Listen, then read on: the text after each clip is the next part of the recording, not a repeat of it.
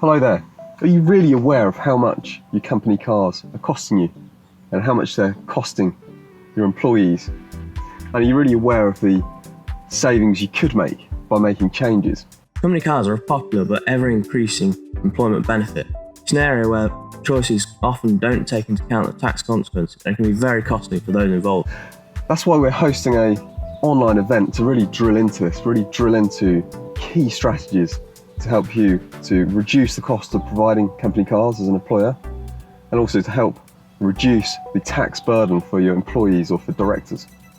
Anyone who attends this webinar will gain a greater understanding of how company car tax works, best ways to run directors' vehicles, whether a car allowance or company car is best option for employees, how to make electric cars a viable and tax-efficient option, and how to get more money into the employees' hands. So if you're an employer looking for the best way to provide company cars to employees, you're a director looking for the best way to provide company cars for directors, or whether you're an employee that's looking for a way to reduce the tax burden on company cars, this is a must-attend event.